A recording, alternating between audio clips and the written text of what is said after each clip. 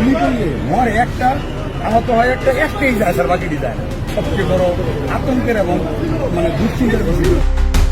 একটি বাক্য যা কাঁপিয়ে দিয়েছিল গোটা দেশকে। 2024 সালের কোটা সংস্কার আন্দোলনে পুলিশের গুলিতে ঝরে পড়েছিল অসংখ্য প্রাণ। জুলাইয়ের মাঝামাঝি থেকে 4 আগস্ট পর্যন্ত ঢাকার রাজপথ রঞ্জিত হয় ছাত্রদের রক্তে। আন্দোলনকারীদের ওপর নির্বিচারে গুলি চালায় আইনশৃঙ্খলা বাহিনী। এমনই এক ভয়াবহ বাস্তবতার প্রতিচ্ছবি হয়ে উঠে আসে একটি 43 সেকেন্ডের ভাইরাল ভিডিওতে।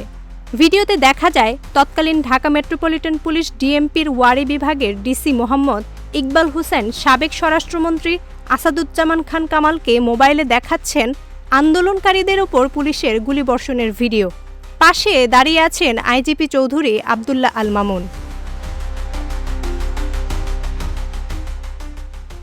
ভিডিওতে স্পষ্ট শোনা যায় ডিসি ইকবাল সাবেক মন্ত্রীকে উদ্দেশ্য করে বলছেন, গুলি করে করে লাশ নামানো লাগছে স্যার, গুলি করি, মরে একটা, আহত হয় একটা, একটাই যায় স্যার, বাকিটি যায় না।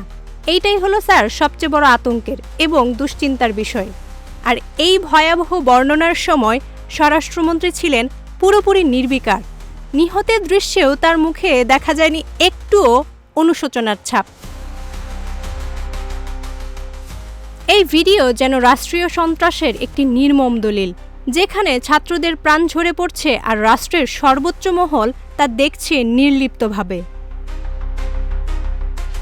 বর্তমানে সেই ডিসি ইকবাল ডিবি হেফাজতে রয়েছেন। তাকে 2024 সালের 20 আগস্ট নরসিংদীর নিজ বাড়ি থেকে গোপনে তুলে আনা হয়।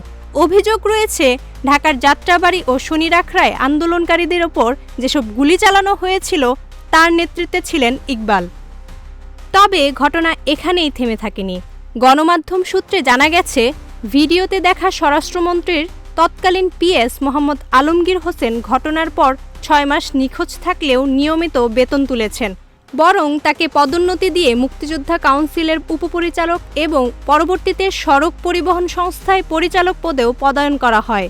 তথ্য অধিকার আইনে তার বিষয়ে জানতে চাওয়া হলেও কোনো মন্ত্রণালয় কোনো তথ্য দেয়নি, বরং গোপনীয়তার চাদরে ঢেকে গেছে প্রশাসনের ভেতরের অদৃশ্য দালাল চক্রের চেহারা।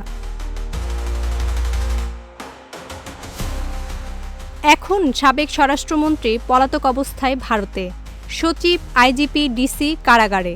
অথচ ঘুষ তদবিরের মাধ্যমে পদোন্নতিপ্রাপ্ত সেই পিএস আলমগীর এখনও বহাল তবিয়তে রাষ্ট্রের সুবিধা ভোগ করছেন। প্রশ্ন একটাই, এই কি রাষ্ট্রের জবাবদিহিতা ও বিচার ব্যবস্থা?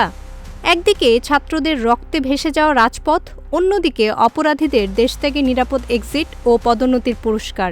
এই যদি হয় বিচার, তাহলে ইতিহাস কি ক্ষমা করবে? জান্নাতুল মোরপিতা, প্রজন্ম 24।